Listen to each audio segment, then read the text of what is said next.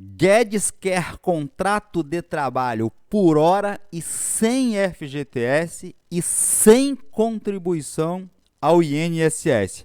O meu nome é Walter dos Santos e você está no canal Explicando a Notícia.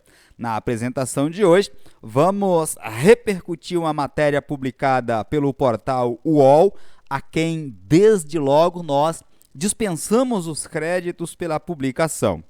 A matéria diz o seguinte: a nova carteira verde e amarela digital, em estudo pelo ministro da Economia, Paulo Guedes, vai permitir o registro por hora trabalhada de serviços prestados pelo trabalhador para vários empregadores. Não haverá cobrança de encargos trabalhistas, do Fundo de Garantia do Tempo de Serviço, FGTS, e da contribuição previdenciária, contribuição para o INSS.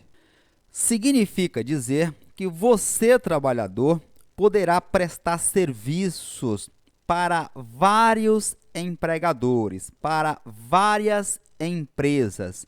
Por outro lado, essas empresas poderão anotar em sua carteira de trabalho e previdência social o registro desse serviço prestado por horas. Entretanto, esses empregadores deixam de cumprir aqueles encargos, aquelas responsabilidades trabalhistas, tais como o recolhimento do Fundo de Garantia do Tempo de Serviço, FGTS, e da contribuição previdenciária, contribuição para o INSS. Walter, me explica essa parte do FGTS. As empresas estão desobrigadas a recolher os encargos do Fundo de Garantia do Tempo de Serviço, FGTS? Essa é a pretensão do ministro. Apenas para que vocês compreendam, aqui no que se refere o FGTS, responsabilidade da empresa, de acordo com as regras atuais, as regras em vigência, funciona assim.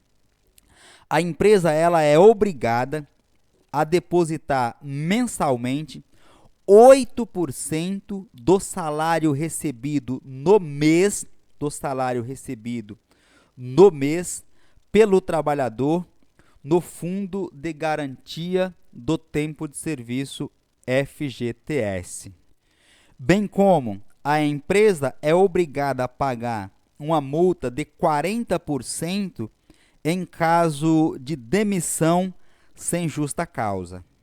Só que, conforme podemos perceber, o ministro da Economia, ele pretende desobrigar as empresas, os empregadores, desse encargo, dessa responsabilidade trabalhista, bem como do Fundo de Garantia e das contribuições previdenciárias. Guedes, a matéria diz, se referindo aqui ao ministro Paulo Guedes, ministro da Economia do atual governo, pretende fazer uma ponte, está entre aspas essa ponte, de transição entre a assistência social do governo e os contratos regidos pela CLT, Consolidação das Leis do Trabalho. Uma espécie de rampa aqui entre aspas, para o trabalhador informal subir e entrar no mercado formal de trabalho.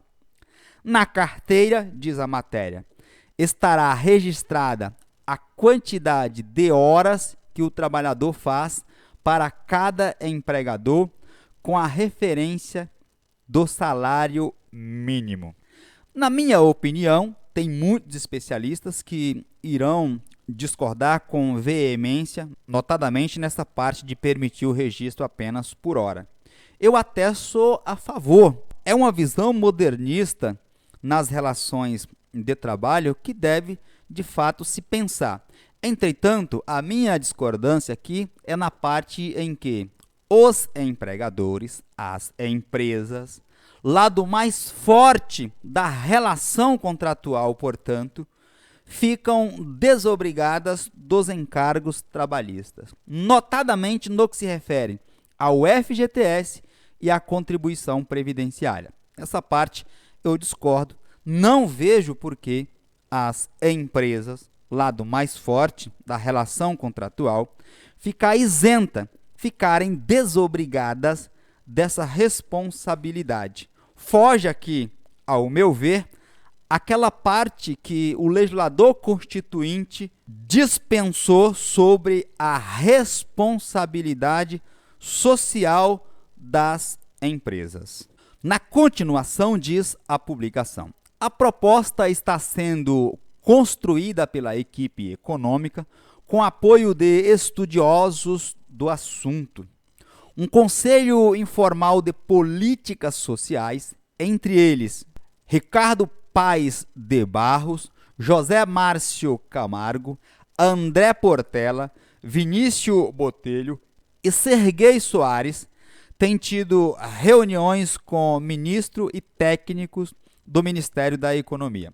Modelo semelhante de assessoramento foi criado na elaboração da proposta de reforma da Previdência, por isso que deu isso aí, aprovada no ano passado.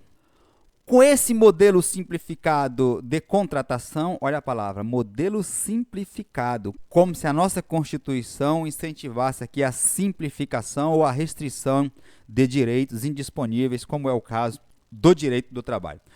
O Ministério da Economia quer tirar os trabalhadores da informalidade.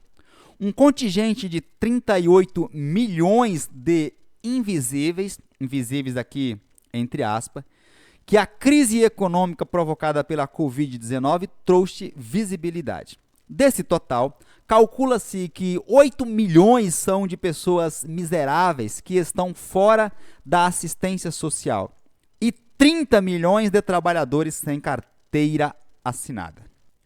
Sobre o imposto de renda negativo, preste atenção aqui. A ideia do ministro é adotar um modelo de imposto de renda negativo, sistema pelo qual as pessoas recebem pagamentos suplementares do governo em vez de pagar impostos ao governo. Ao invés de você pagar, você recebe. Uma das possibilidades é uma alíquota de 20%, ou seja, se o trabalhador ganhar R$500, o governo completa com mais R$100. A proposta já constava no programa de governo do presidente Jair Bolsonaro e volta agora no modelo associado à carteira verde e amarela e a programas de microcrédito, em conexão com o programa Renda Brasil, que substituirá o Bolsa Família. O governo vai desonerar a contratação dos trabalhadores no novo programa.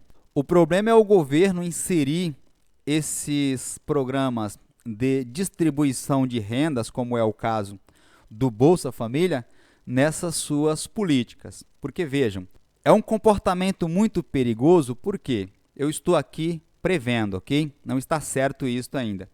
O governo pode dizer, olha, eu facilitei a contratação dos trabalhadores, agora vocês não precisam mais de programas de distribuição de renda. Por quê? Eu já facilitei o trabalho, já facilitei a contratação de vocês.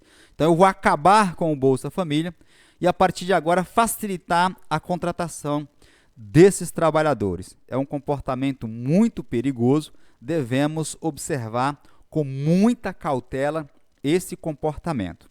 Como mostrou o Instituto Brasileiro de Geografia e Estatística, o IBGE, esta semana, a pandemia do novo coronavírus provocou uma destruição massiva de postos de trabalho. Pela primeira vez, mais da metade da população brasileira em idade de trabalho, em pessoas que poderiam estar trabalhando, não tem nenhuma ocupação. Não tem nenhuma ocupação. Segundo o próprio IBGE, fala a mim agora, ok? Nós somos mais de 210 milhões de brasileiros e brasileiras. Isto significa dizer que nós temos uma população de mais de 100 milhões de pessoas que encontram-se no momento sem nenhuma ocupação. Reflita. O diagnóstico da equipe econômica é que hoje os dois mundos da assistência social e CLT não se conversam. Por isso, a dificuldade é encontrada agora durante a pandemia e a distribuição do auxílio emergencial. Guedes e sua equipe consideram que o emprego mudou e vai mudar ainda mais no pós-Covid, depois dessa pandemia, exigindo a simplificação dos contratos e a redução dos encargos e enfrentamento da CLT. Olha a palavra, enfrentamento da CLT. Esses caras, eles têm a CLT como uma inimiga. Por quê? Na visão deles, a CLT apenas garante direitos aos trabalhadores.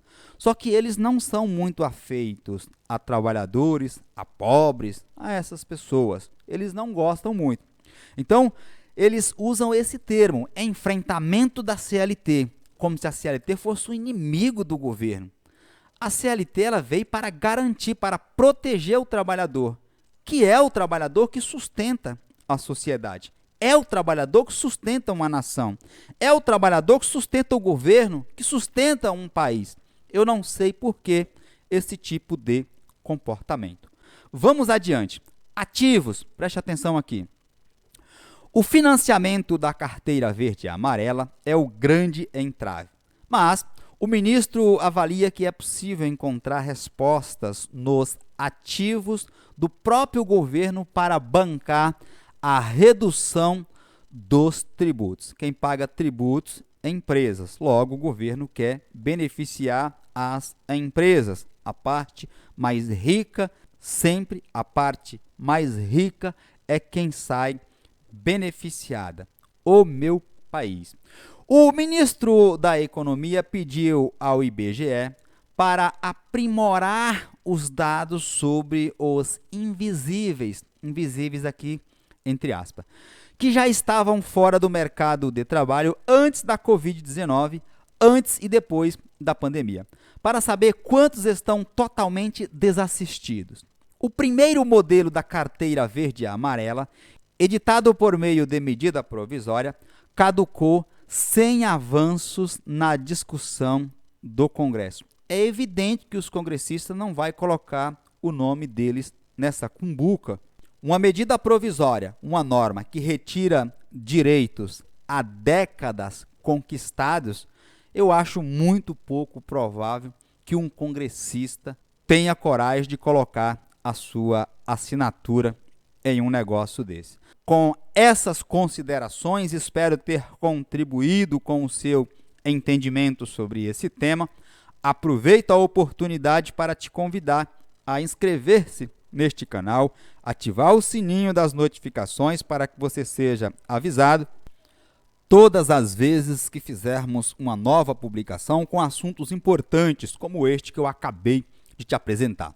Do mesmo modo, deixa o seu like, o seu joinha para o YouTube entender que neste canal nós falamos de temas importantes para a sociedade. E por fim, compartilhe este vídeo em suas redes sociais no botão que aparece logo abaixo do vídeo. Um forte abraço e fiquem todos atentos até a minha próxima publicação.